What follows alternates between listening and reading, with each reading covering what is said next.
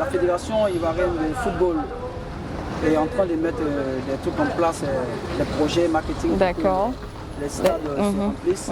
Je pense qu'ils doivent s'inspirer aussi du football petit poteau et voir comment est-ce que le football petit poteau arrive à attirer le maximum de personnes. Aujourd'hui, on ne va pas se le nier, on constate que quand c'est les vacances, tous les stades de football petit poteau sont remplis. Je pense que ça ne sera rien de rivaliser, mais au contraire de prendre les enseignements de cela pour pouvoir vraiment tirer la barre haute aussi dans le football. Le football petit poteau, c'est pas plus juteux que le football à 11. D'accord. Ça, il faut le dire. Aujourd'hui, on n'a pas les moyens de pouvoir professionnaliser ça de telle sorte qu'un joueur de football petit poteau puisse signer des contrats de millions d'euros comme au football traditionnel.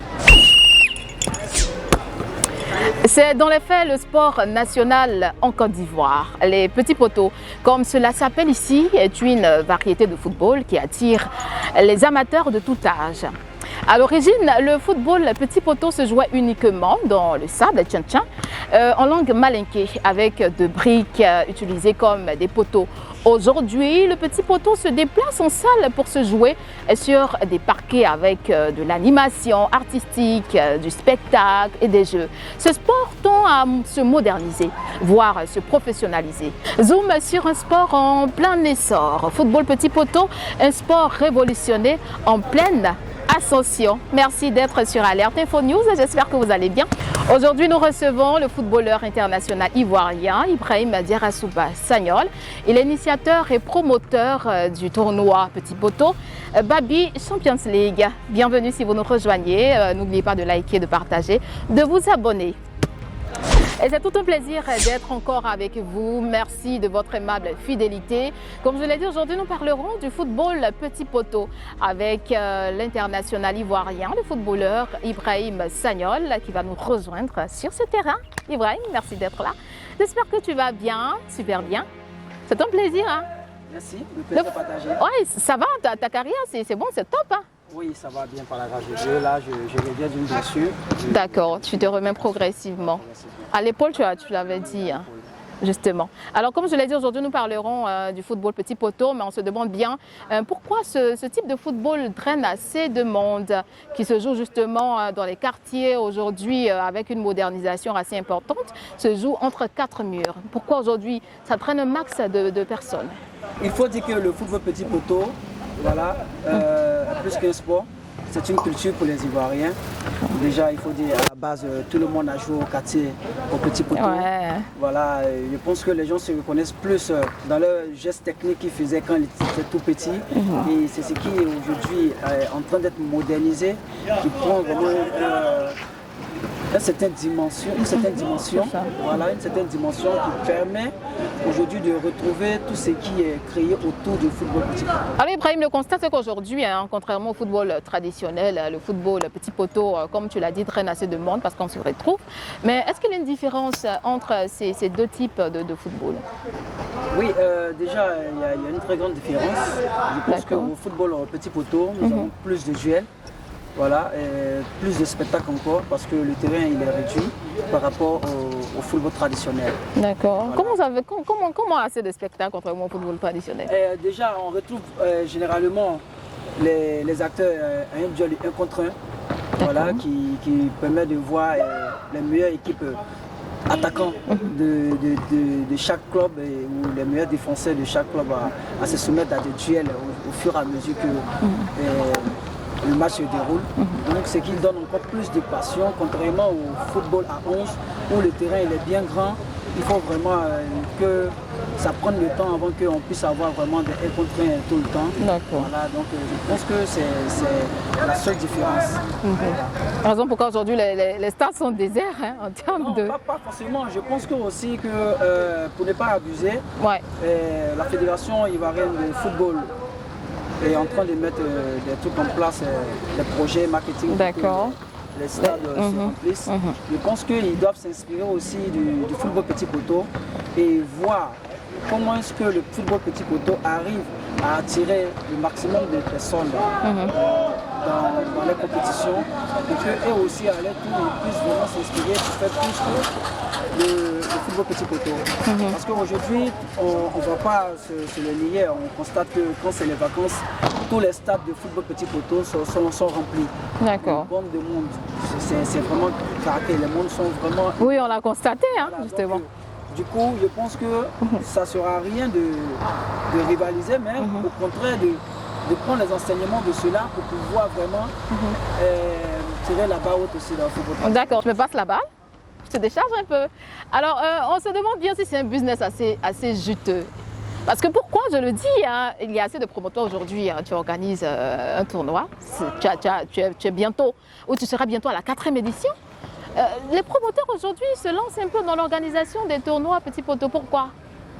Bah, je me dis que déjà c'est par amour, voilà. Et moi je me lance dedans parce que, comme vous le savez, je suis acteur, je suis footballeur professionnel. Voilà. Donc du coup, je vais créer le pont là qui existe entre le football traditionnel et le football petit poteau. Pour dire à nos jeunes frères, petits de talent. Certes, au football petit poteau, il n'y a pas de règlement en tant que tel, des schémas tactiques et autres, mais ils peuvent aspirer à devenir des footballeurs professionnels de demain en dépassant ce point-là pour venir au football traditionnel. Parce qu'il faut dire que le football traditionnel manque vraiment des joueurs pétris de talent qui arrivent à vraiment à soulever une foule, faire des gestes techniques extraordinaires et tout ça. Donc je pense que avec ma petite connaissance que j'ai, mon expérience, je pense pouvoir vraiment être le pont là entre le football petit poteau et le football traditionnel. Et tout à l'heure, tu as parlé de ces jeunes gens-là, justement, qui font des démonstrations au niveau de ce type de football. Est-ce que le profil est assez bien tracé? Il y a un avenir assez radieux pour eux, pour ces jeunes gens-là? Voilà pourquoi je dis je vais être un pont pour eux. D'accord. Parce que le football petit poteau, c'est pas plus juteux que le football à 11. D'accord. Ça, il faut le dire. Aujourd'hui, on n'a pas les moyens de pouvoir professionnaliser ça de telle sorte qu'un joueur de football petit poteau puisse signer des contrats de millions d'euros comme au football traditionnel. Voilà pourquoi je veux et j'incite mes jeunes frères à avoir ce courage-là de passer du football petit poteau à venir aussi au football traditionnel. Voilà, c'est bien. le football traditionnel. D'accord. Pour pouvoir vraiment jouer de leur savoir en signant des contrats de millions d'euros. Il ne faut quand même pas être des futurs ballons d'or de ce pays. Oui, justement. Mais Ibrahim, est-ce que tu ne penses pas que les choses s'améliorent progressivement? Juste avant l'instauration de la Fédération ivoirienne de football petit poteau, les choses étaient quand même allées comme sur des béquilles. Mais aujourd'hui, est-ce qu'on peut dire, après 10 ans, plus de 10 ans après, on va dire 8 ans, parce que la Fédération a été créée en 2017, donc en 2024, est-ce qu'il n'y a pas une nette amélioration des situations de vie ou des conditions de vie?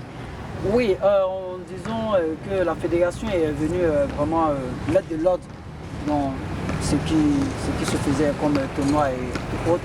Il faut que la fédération mette les moyens aussi auprès des promoteurs pour pouvoir les aider vraiment dans la tâche qu'ils font. Parce que si la fédération elle existe, c'est parce que les promoteurs aussi de football petit poteau font un boulot énorme. Donc je pense que pour ma part, la fédération vraiment n'est pas très impliquée. N'est pas impliquée, hein? Voilà. D'accord. Je me dis que si la fédération donne encore plus de professionnalisme, le football petit poteau a tous les potentiels pour être vraiment un sport professionnel. Tu ne veux pas dire qu'ils ne sont pas professionnalistes, hein? Parce que s'ils donnent assez de professionnalistes... non, je veux dire plus de... C'est vrai qu'ils sont professionnels. Déjà, ça a permis de cadrer certaines choses. Mais il faut pas s'arrêter là au fait. C'est ça. Il faut qu'on vise encore plus loin. Et si demain on veut que les jeunes puissent vraiment jouer de leur savoir, signer des contrats énormes via le football petit poteau, ça demande beaucoup de professionnalisme, ça demande beaucoup d'investissement, ça demande beaucoup de choses. On imagine bien. Voilà, donc pour ça, il faut que la fédération puisse vraiment mettre la barre très haute pour que tous nous puissions vraiment les suivre petit à petit pour arriver demain.